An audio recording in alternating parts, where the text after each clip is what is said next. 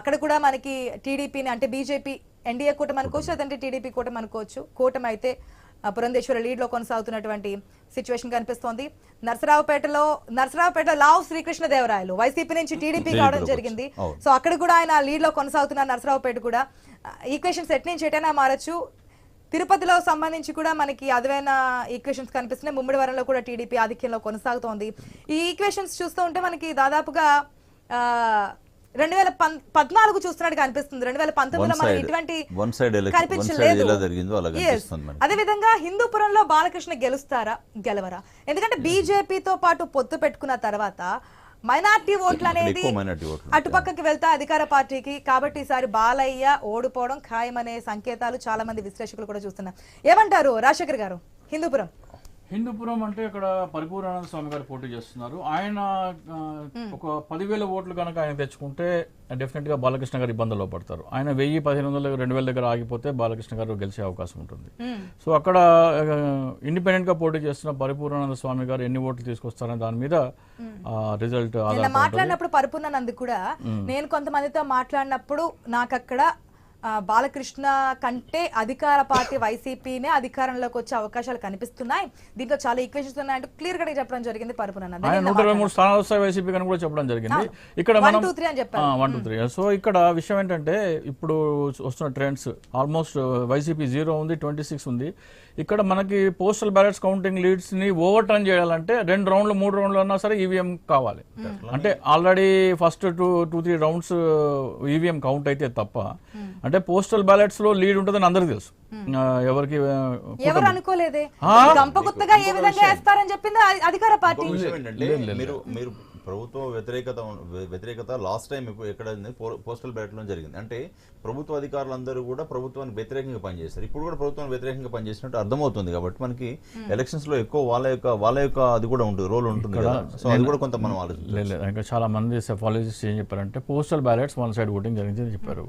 దాదాపు 2,000 నుంచి 3,000 మధ్యలో పోస్టల్ బ్యాలెట్స్ ఉంటాయి. దాంట్లో మనం 70% వేసుకుంటే కూడా 1,800 నుంచి 2,000 వరకు మనకి పోస్టల్ బ్యాలెట్ లీడ్ ఉంటుంది. దాన్ని ఓవర్ టర్న్ చేయాలంటే కనీసం మనం 10 వరకు అన్నా సరే వెయిట్ చేయాల్సి ఉంటుంది. ఈవీఎం కౌంటింగ్ స్టార్ట్ అయ్యి దాన్ని ఓవర్ టర్న్ చేయాలంటే మీకు 10 నుంచి వైసీపీ ట్రెండ్ స్టార్ట్ అవుతుంది. సో వైసీపీ ట్రెండ్స్ అనేది పోస్టల్ బ్యాలెట్ అయితే ఉండదు. అది almost agreed by even party sources also. నిన్న వాళ్ళ పార్టీ దీంట్లో మన ఆరామస్థాన్ కూడా అదే చెప్పారు.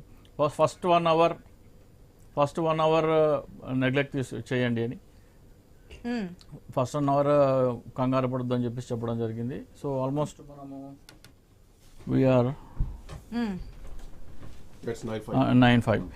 సో ఇక నుంచి ఈవీఎం ట్రెండ్స్ రివర్స్ అవడం మొదలు పెడతాయని మనం ఎక్స్పెక్ట్ చేద్దాం.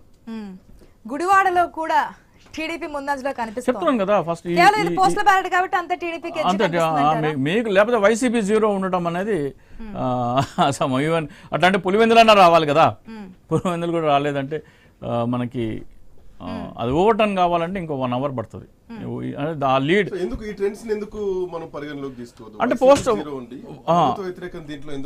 పోస్టల్ అంటే గవర్నమెంట్ ఎంప్లాయీస్ మూకుమ్మడిగా కూడబలుకొని వైసీపీకి వ్యతిరేకంగా ఓటేశారు అనేది ఓపెన్ అగ్రీడ్.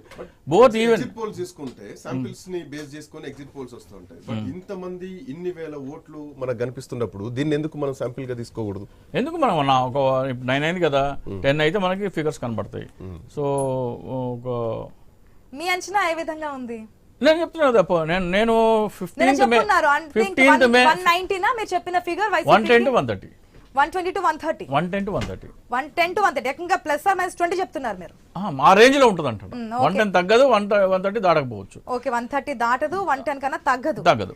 అధికార పార్టీకి ఆ రేంజ్ లో వచ్చే అవకాశాలు అయితే కనిపిస్తాయి. నేను May 15th చేసిన దీంట్లో ఇంటర్వ్యూని చెప్పడం జరిగింది. ఫస్ట్ 1 అవర్ కూటమి 175/175 వచ్చినా ఆశ్చర్యం లేదు. ఫస్ట్ 1 అవర్ పోస్టల్ బ్యాలెట్స్ అలా ఉన్నాయి కూటమికి సంబంధించి.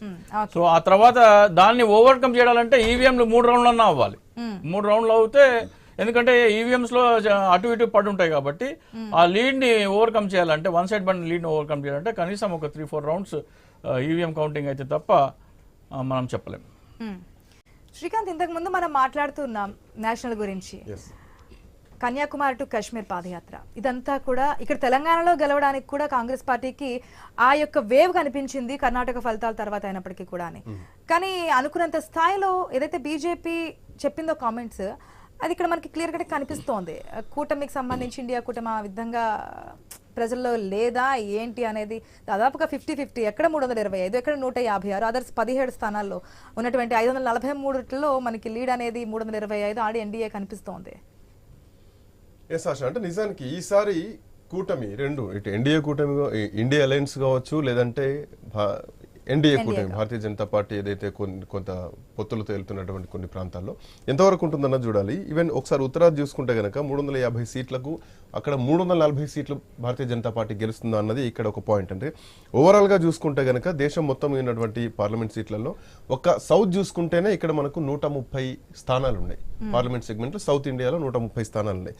సో ఆల్మోస్ట్ అంటే ఓవరాల్ గా చూస్తే 415 సీట్లలో భారతీయ జనతా పార్టీ అన్నిట్లలో కూడా పోటీ చేయడం లేదు. సో కూటమితో పొత్తులు వెళ్తున్నటువంటి పరిస్థితి. కాంగ్రెస్ పార్టీ విషయానికి వస్తే కనీసం ఒక గెలిచేటువంటి మ్యాజిక్ ఫిగర్ ఏదైతే ఉందో ఆ ఫిగర్ కి రీచ్ అయ్యేటువంటి బీ ఫార్మ్స్ కూడా ఇవ్వలేకపోయింది కాంగ్రెస్ పార్టీ. సో వీళ్ళు ఇండియా కూటమి డిపెండ్ అయినటువంటి పరిస్థితి స్పష్టంగా కనిపించింది.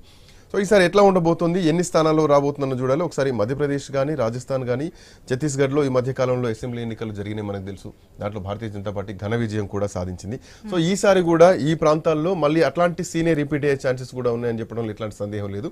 అఫ్ కోర్స్ ఆ ట్రెండ్స్ మళ్ళీ కనిపిస్తాయి, ఎందుకంటే ఈ మధ్యలోనే జరిగిన ఎన్నికల్లో భారతీయ జనతా పార్టీ అక్కడ గెలిచింది కాబట్టి. సో ఇక మిగతా ఏదైతే మధ్యప్రదేశ్లో 29 స్థానాలు, రాజస్థాన్లో 25 ఉన్నాయి, ఛత్తీస్గఢ్ విషయానికి వస్తే 11 స్థానాలు ఉన్నాయి. సో ఈ 3 రాష్ట్రాల్లో ఓవరాల్గా 65 స్థానాలు ఉంటే 2019 లోక్సభ ఎన్నికలను ఒకసారి చూసుకుంటే కనుక ఇక్కడ భారతీయ జనతా పార్టీ 61 స్థానాలను గెలిచింది. ఎన్డీఏ భాగస్వామ్య పక్షం ఇక్కడ మిగతా స్థానాలు కూడా కొన్ని ఒక పక్షం స్థానాలు కూడా గెలుపొందడం జరిగింది. ఇక్కడ ఎక్కువ గెలవడానికి ఉన్నటువంటి ఛాన్సెస్ కేవలం 3. సో ఇక్కడ పెద్దగా భారతీయ జనతా పార్టీకి బాగా కష్టపడాల్సినటువంటి అవసరం లేదు. So that is easy win అన్నటువంటిది కూడా యూపీ వెరీ అంటే ఇంపార్టెంట్ సెగ్మెంట్ అని చెప్పాలి ఆశ. ఎందుకంటే యూపీలో అటు ములాయం సింగ్ యాదవ్ చరిష్మా ఒకటి, ఆయన కొడుకు ముఖ్యమంత్రిగా పనిచేశాడు అఖిలేష్ యాదవ్. సో అఖిలేష్ యాదవ్ ఎట్లాంటి స్ట్రాటజీ అంటే ఆయన పార్టీ పగ్గాలు చేపట్టిన తర్వాత తండ్రిపైనే బహిష్కరణ వేటు వేసినటువంటి సిచ్యువేషన్స్ మనం యూపీ రాజకీయాల్లో చూస్తాం. మోరోవర్ ఏంటంటే యూపీకి ఉన్నటువంటి చరిష్మా ఏంటంటే ఒక ప్రాంతీయ పార్టీ జాతీయ పార్టీలను రూల్ చేయగలుగుతుంది అన్నటువంటి పటిష్టతను ప్రాంతీయ పార్టీలకు తీసుకొచ్చింది యూపీ రాజకీయాల నుంచి. వల్లభనేని వంశీ, మనం ఒకసారి ట్రెండ్స్ చూద్దాం. ఒకసారి వల్లభనేని వంశీ ఎందుకంటే మనకి టీడీపీ నుంచి గెలిచినప్పటికీ 2019 ఎలక్షన్స్ లో, ఆ తర్వాత వైసీపీకి సపోర్టుగా అసెంబ్లీలో కూడా ఆ ప్యానెల్లోనే కూర్చోడి ఇవన్నీ చూస్తున్నాం. అట్లాంటిది గన్నవరం నుంచి మనకి వల్లభనేని వంశీ వెనుకంజలో కొనసాగుతున్నటువంటి సిచ్యువేషన్ కనిపిస్తోంది. అనంతపురం అర్బన్ లో కూడా టీడీపీ లీడ్ అనేది కొనసాగుతోంది. ప్రజెంట్ ఇప్పటి వరకు వచ్చినటువంటి లీడ్స్ చూసుకుంటే 175 నియోజకవర్గాల్లో 38 స్థానాలు కూడా కూటమికి సంబంధించి టీడీపీ, వైసీపీ, టీడీపీ, బీజేపీ, జనసేనకు సంబంధించి లీడ్స్ మనం చూస్తూ ఉన్నాం. దాదాపుగా ఇది పోస్టల్ బ్యాలెట్ సంబంధించి లీడ్స్ కాబట్టి ఈ విధంగానే ఉంటుందని. హైదరాబాద్ సంబంధించి మాధవీలత ఆధిక్యం. హైదరాబాద్ లో ఈసారి ఎట్టి పరిస్థితుల్లోనూ బీజేపీ ఆ కంచుకొట్టును బద్దలు కొట్టాలనుకుంటున్నారు కాబట్టి మనకి మాధవీలత లీడింగ్ కనిపించడం అనేది నిజంగానే ఒక ఆశ్చర్యమేమో. అక్కడ ఎంఐఎం కాకుండా మాధవీలత లీడ్ లో కనిపించడం. ఇంకా ఒంగోలు, మళ్ళీ ఏపీకి వస్తే ఒంగోలులో కూడా టీడీపీ ఆధిక్యం కనబరుస్తున్నటువంటి సిచ్యువేషన్ మనకు కనిపిస్తోంది.